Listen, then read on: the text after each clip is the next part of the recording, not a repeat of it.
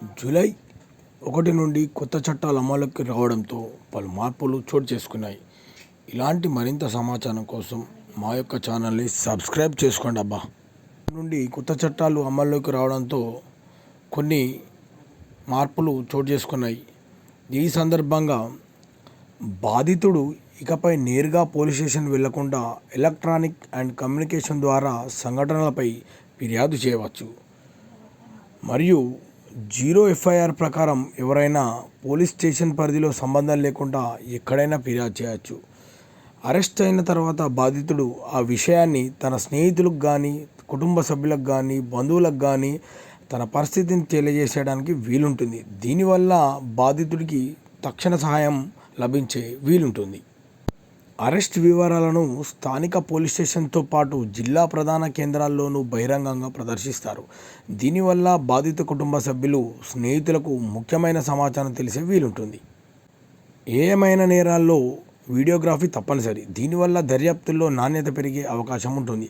మహిళలు, చిన్నారులపై జరిగే నేరాల్లో దర్యాప్తు 2 నెలల్లోనే పూర్తి కావాలి. బాధిత మహిళలు, చిన్నారులకు ఉచితంగా ప్రాథమిక చికిత్స, వైద్య చికిత్స అందించాల్సి ఉంది.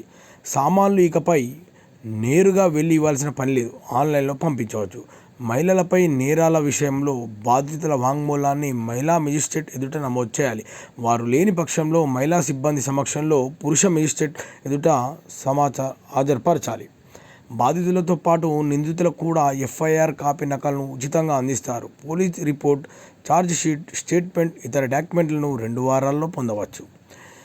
కేసు విచారణలో అనవసరంగా ఆలస్యాన్ని నివారించేందుకు కోర్టులు గరిష్టంగా 2 వాయిదాలు మాత్రమే మంజూరు చేయాలి.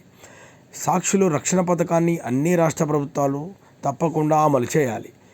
అత్యాచార కేసుల్లో బాధితురాలి వాంగ్మూలాన్ని ఆడియో, వీడియో ద్వారా పోలీసులు నమోదు చేయాలి. మహిళలు, దివ్యాంగులు, దీర్ఘకాల వ్యాధులతో బాధపడుతున్న వారికి, 15 ఏళ్లలోపు పిల్లలు, 60 ఏళ్లలోపు వయసున్న వారి పోలీస్ స్టేషన్కు వెళ్లాల్సిన పని లేదు ఇక నుండి.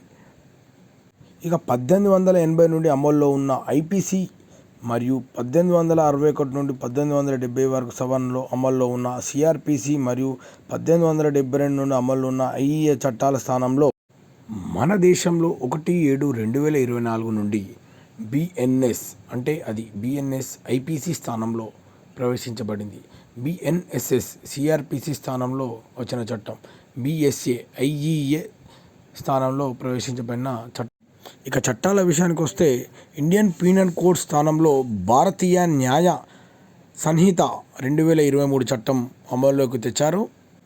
కోడ్ ఆఫ్ క్రిమినల్ ప్రొసీజర్ CRPCకి సంబంధించి భారతీయ నాగరిక్ సురక్షా సంహిత 2023 చట్టాన్ని మన ముందుకు తెచ్చారు. ఇక ఇండియన్ ఎవిడెన్స్ యాక్ట్ స్థానంలో భారతీయ సాక్ష్య అధినియం 2023 చట్టాన్ని అమల్లోకి తెచ్చారు. ఈ చట్టాలు జూలై 1 నుండి నిన్న అమల్లోకి వచ్చాయి. మొత్తంగా చూస్తే కొత్త చట్టంలో 95% పాత చట్టంలోనివి ఉన్నవి.